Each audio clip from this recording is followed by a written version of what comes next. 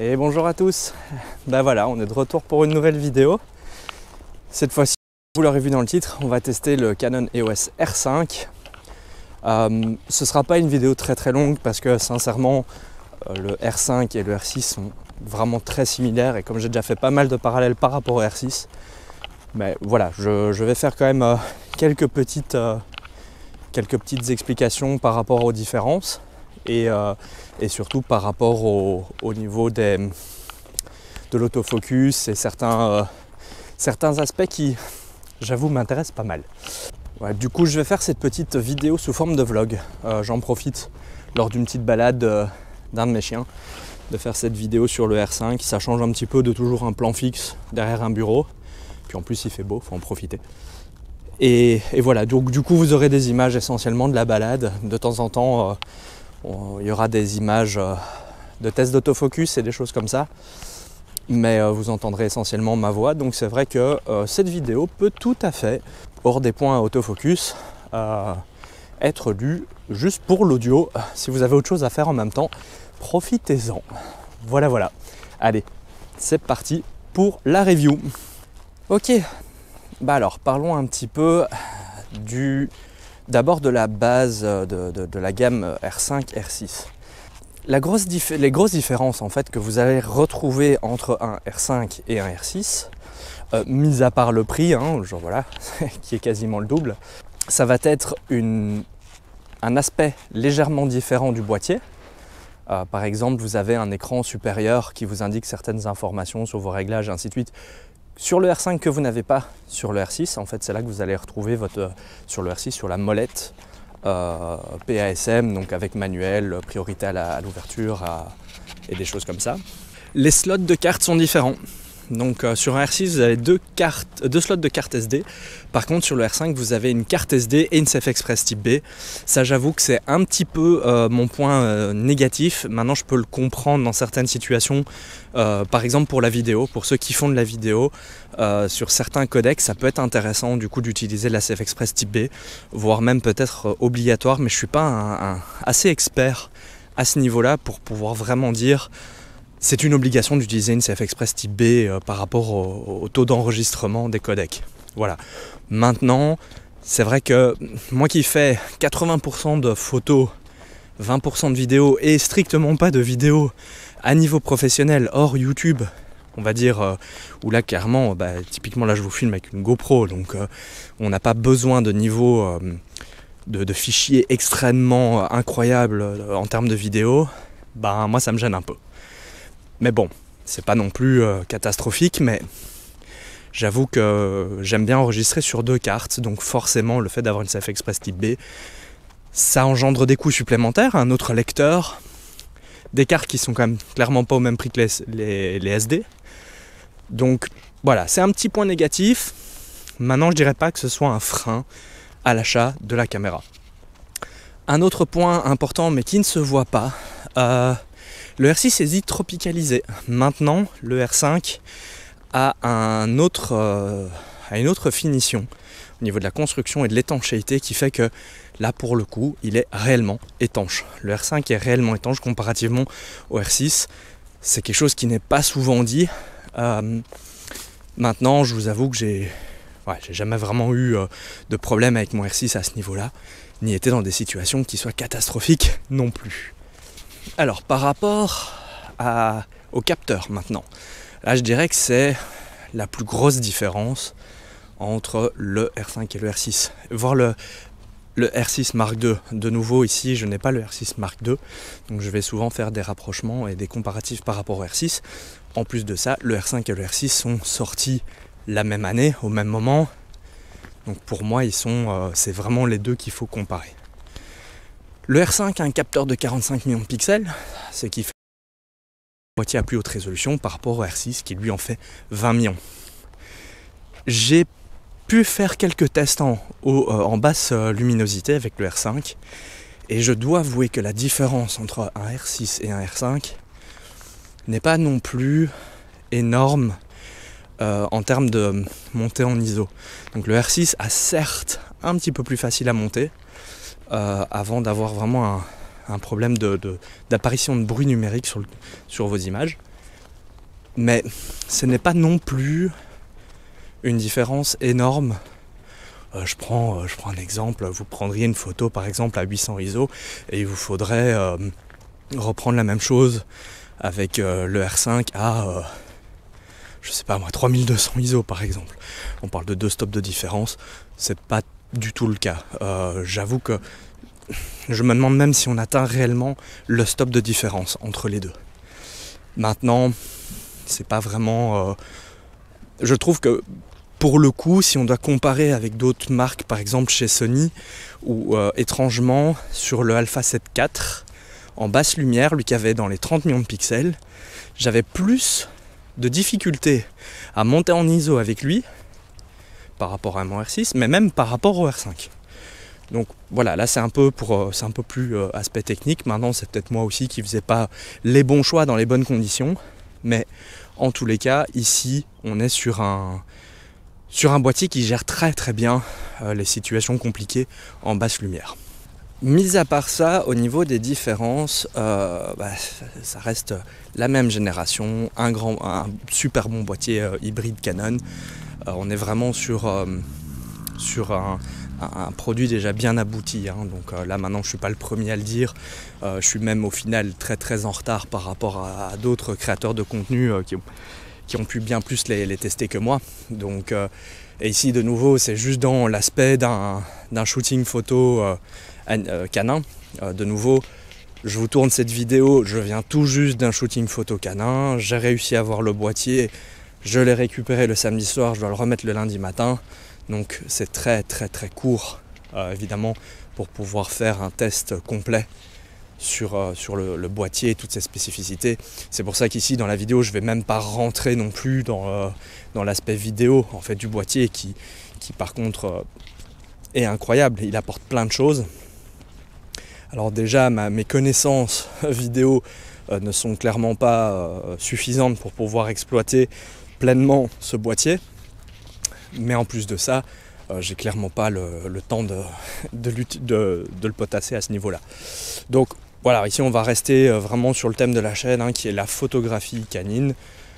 J'avoue que peut-être dans un futur on abordera d'autres sujets, mais dans un premier temps on va rester là-dessus. Je crois que j'ai fait un tour assez exhaustif en fait des grosses différences de ce boîtier.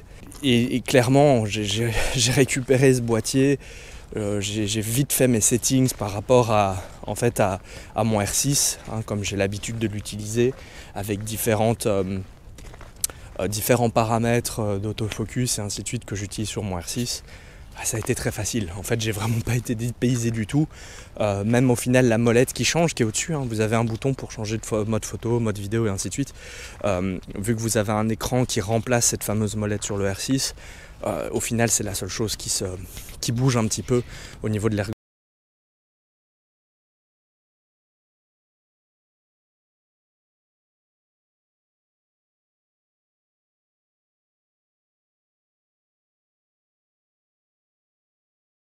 Avec l'autofocus non plus par rapport à mon R6, l'un comme l'autre. En fait quand je passais d'un boîtier à l'autre pendant la séance photo, c'était d'une simplicité, c'était vraiment, j'étais dans un milieu connu, donc il n'y avait pas de surprise, il réagissait comme j'avais envie qu'il réagisse, ou du moins au niveau de mes attentes. Alors clairement je crois que si maintenant aujourd'hui je dois tester un R7, un R3, voire un R6.2, je vais voir une nette amélioration de l'autofocus. En tous les cas c'est ce que beaucoup disent, mais en tous les cas ici il n'y avait pas de grosse différence en termes en tous les cas de rapidité, d'efficacité à ce niveau là. Au niveau de la photo à proprement parler, je montrerai du coup vers la fin de la vidéo quelques petits exemples de photos pour que vous ayez une idée de ce qu'on peut en tirer, et aussi éventuellement peut-être une ou l'autre photo où je vais zoomer pour vous montrer évidemment l'intérêt des 45 millions de pixels, de pouvoir cropper dans votre photo et garder une très bonne définition dans l'image et un bon niveau de détail. Ce qui par contre fait défaut au R6, voilà, ça c'est connu. 20 millions de pixels, vous pouvez recadrer dans le sens où vous allez redresser par exemple une photo qui n'est pas tout à fait droite, donc ça croppe un petit peu dans votre photo. Ce n'est pas problématique de perdre à ce niveau-là, à moins que vous ayez vraiment pris une photo complètement de traviole, et là évidemment, ça va commencer à fort ronger votre photo, mais pour le reste, là, l'aspect du 45 millions de pixels, c'est de vous dire, bon bah zut, j'étais bloqué, j'ai pas la bonne focale, voilà, j'utilise directement là par exemple, j'étais avec un 85 mm, super, il a fonctionné nickel, et je sais que après avoir vu certaines photos, je me dis bah tiens, en fait je peux recadrer un petit peu là-dedans, je vais pas perdre vraiment beaucoup de définition, et ça c'est son point fort, c'est vraiment son point fort. La petite parenthèse, vous voyez Yumi qui adore chasser les souris. Je sais même pas si vraiment vous le voyez sur la vidéo en fait, je vais me rapprocher, vu que c'est un angle très très large. Voilà la crapule en pleine action. Ça va Yumi? Voilà, le Shiba est un chien de chasse. La mienne, c'est un chien de chasse mais surtout de souris. Elle a un beau palmarès. Mais bon voilà, c'est pour la petite parenthèse, on va attendre qu'elle ait fini pour continuer. Donc pour la photo canine, je vous dis, moi j'ai fait toute la séance avec mon 85 mm et pourtant c'est un Samyang, donc je sais, et j'ai fait un peu exprès de ne pas mettre mon 70-200 de 8. En fait le 70-200 de 8 je l'ai mis sur mon R6 et le 85 Samyang je l'ai mis sur le R5.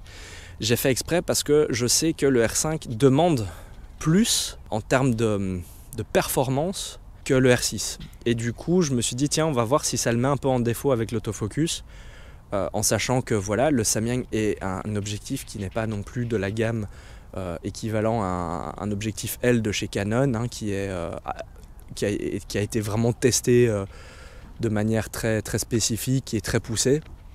On n'est pas du tout dans les mêmes gammes de prix non plus, hein. Donc à l'époque, il faut savoir que c'était un objectif qui coûtait dans les entre 600 et 800 euros, je crois que vous pouviez le trouver.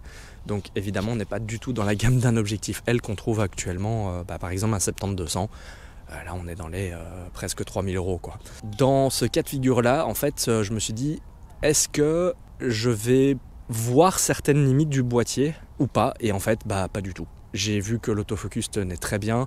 Alors il y a des ratés parfois, c'est clair. Maintenant j'ai la même chose sur mon R6, donc ce n'est pas lié au boîtier, c'est plus lié en fait, à l'objectif à proprement parler. Mais à ce niveau-là, j'ai vraiment pas été déçu et c'était génial de l'utiliser. Voilà, alors pour moi ça a été vraiment un réel plaisir de shooter avec, hein. C'est vraiment un super boîtier. C'est juste que bon, bah, personnellement au niveau budget c'est un petit peu dur à atteindre, donc ce sera pas une priorité, ça c'est clair et net. Maintenant pourquoi pas upgrader vers un R5 qui me laisserait un peu plus de latitude dans la post-production. Les fois où par exemple j'ai une chouette photo et que bah, j'étais pas avec la bonne focale, et donc là ça permet d'aller recadrer comme on veut. Pourquoi pas. Maintenant, c'est dommage que je ne l'ai pas pour tester autre chose, parce que bah, pour certains d'entre vous qui le savent, je fais aussi de la photo de concert en fait. Et bah là il n'y a rien à faire, on est vraiment basse lumière et je ne sais pas si le R5 se comporterait aussi bien que mon R6. Voilà, bon, ça c'est un petit peu à voir. Donc je vous laisse avec quelques petites images de la balade et une petite musique sympathique, et je vais essayer à un certain moment de faire quelques photos. Voilà. Bon, super. Là en plus c'est bien, vous pouvez voir une rencontre avec un autre chien. Où la personne qui le rappelle n'est pas très content parce qu'il n'a pas de rappel.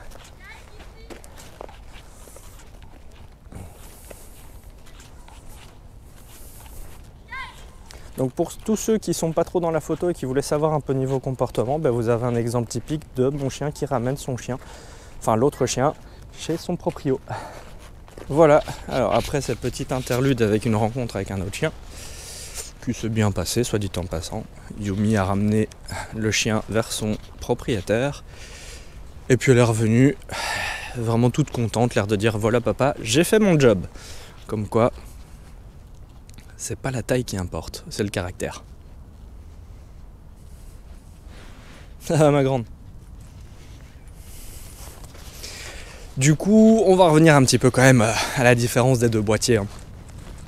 Même si au final je vais pas quand même continuer à m'étaler là-dessus. Je vais essayer lors de cette vidéo, comme je vous ai dit, de Vous allez avoir quelques images de la balade, de peut-être faire quelques photos. Voilà, je vais essayer de faire ça. Et pour le reste, je vous mettrai de toute façon par-dessus la vidéo de la balade des petits moments que j'ai enregistrés avec l'Axoon, donc le petit accessoire que j'ai qui permet d'enregistrer en fait l'écran de mon boîtier. Et vous allez voir comment a réagi l'autofocus pendant ma séance photo. Et voilà, il n'y aura franchement pas trop de commentaires à faire par rapport à ça. Donc, je vous dis à tout de suite et profitez de la vidéo.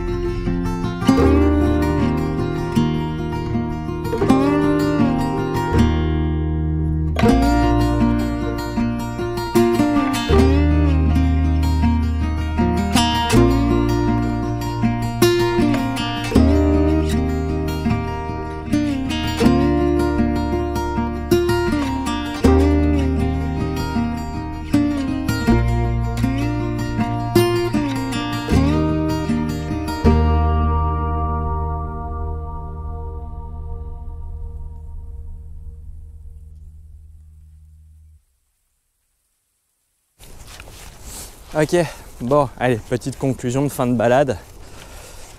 Mais en même temps, conclusion sur le R5. La question habituelle de ma chaîne, c'est est-ce un bon boîtier pour la photographie animalière? Enfin, en tout cas, la photographie canine, bien sûr. Il n'y a pas du tout matière à discuter, c'est un super bon boîtier. Après, moi je connais énormément de gens qui photographient avec ce boîtier-là pour la photographie animalière justement. et dans le contexte d'avoir quelque chose où ils peuvent cropper en plus dans l'image, il n'y a vraiment rien à dire, hein. L'autofocus est super performant, c'est un boîtier qui est quand même très résistant et à l'épreuve du climat, on va dire ça comme ça. Donc j'ai pas du tout de points négatifs à lui donner par rapport en tous les cas à ça. Comme je vous disais, plus par rapport à mon utilisation et mon avis personnel, je ne sais pas si ce boîtier pourrait m'être utile pour d'autres choses sur le côté. Vu qu'avec les photos de concert où on est souvent en basse lumière et des choses comme ça, je ne suis pas sûr qu'ils tiennent aussi bien que mon R6. Maintenant, pour le reste, j'ai vraiment rien à dire. C'est un super boîtier. Et alors c'est clair que si vous avez le budget pour vous offrir un R5, pourquoi pas. Alors attendez, hein, il y a des rumeurs qui disent qu'il y a un R5 II qui va arriver. Donc j'imagine que ce sera encore un niveau supérieur à ça. Maintenant, ce sera un prix qui sera encore plus élevé qu'un R5 actuel. Surtout que franchement pour l'instant, alors je ne sais pas forcément si vous me regardez dans quel pays vous habitez, mais par exemple pour la Belgique en tous les cas, là maintenant si je ne me trompe pas, il y a une histoire de 650 € de cashback jusqu'à la fin du mois. Et j'ai cru entendre que potentiellement, enfin c'est même pas cru entendre, c'est que dans la logique des choses, on va dire, avec l'arrivée d'un potentiel R1 et d'un potentiel R5 II, il est logique qu'ils fassent des réductions incroyables sur le R5 de manière assez régulière sur l'année pour justement vendre du stock du R5 avant d'un R5 II. Voilà, c'est toujours un signe avant-coureur de la sortie d'un nouveau boîtier. Quand vous voyez qu'un gros boîtier très cher prend des grosses remises pendant un bon bout de temps, c'est pas juste pour faire plaisir au public, hein. On sait très bien qu'il y a une idée commerciale derrière. Donc voilà, sur ce, moi je vous laisse ici pour cette vidéo. J'espère que ce petit format vous aura plu, même si c'est un peu la one again, et que